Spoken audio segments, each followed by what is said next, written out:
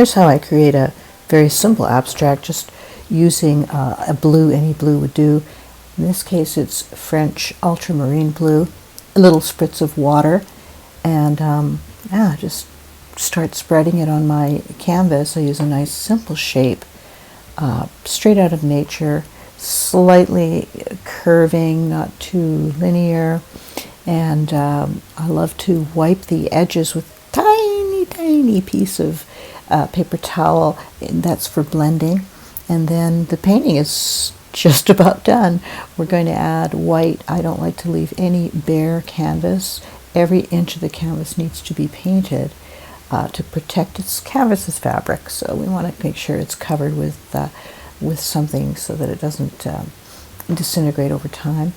Here I am carving some white into another area of the unpainted canvas, and as I paint some of the, of course, turn the canvas around, and here as I paint, I notice I accidentally went into the blue, and I thought that is beautiful.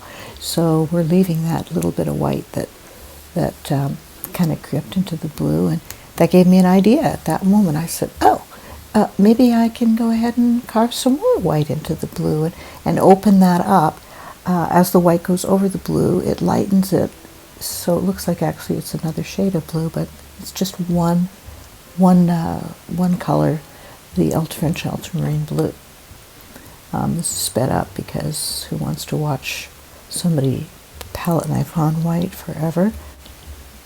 And we are going to flip the canvas around one more time.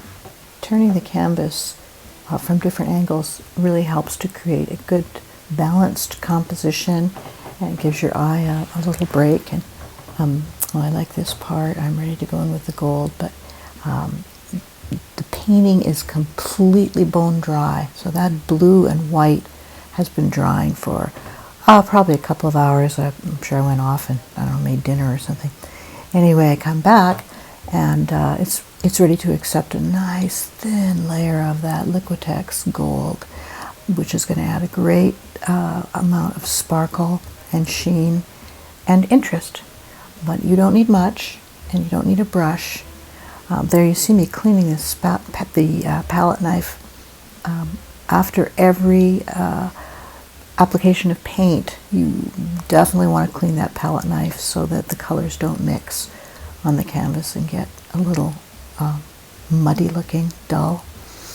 So add a little bit of gold at the top, once again for balance, and just follow that line along, and it'll kind of guide you. Not too much variety of movements here. We want to keep this one nice and simple. So I picked up some white from one of the other sections that I guess wasn't quite dry, and I was able to spread that into the blue. And once again, we don't know what result we're going to get when we're spreading this paint with the palette knife, but just trust your heart and accept whatever comes about. If you really don't like it, let it dry and paint over it. This is my favorite part, multitasking. We got one hand drying and we got one hand replacing a cap on the pot of paint. Always good to use two hands if you can. Ha ha ha. Anyhow, returning it one more time. This painting's almost done. Here I am with the hairdryer. Make sure that that's, I see. I wanted to give a little bit more color at the bottom so that the painting looked complete.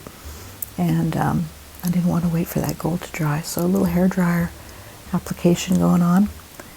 And just carve the shape right out of the wet paint. I had splashed a little bit of water onto the painting, onto the blue, because I wanted to break up that gold a little bit. We want to have a nice blended look on our paintings, and not, for my work, it's not sharp-edged lines. I like them to kind of blend into each other.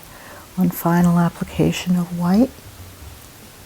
Turn the painting around and check it. I've got to add a little more because who knows why.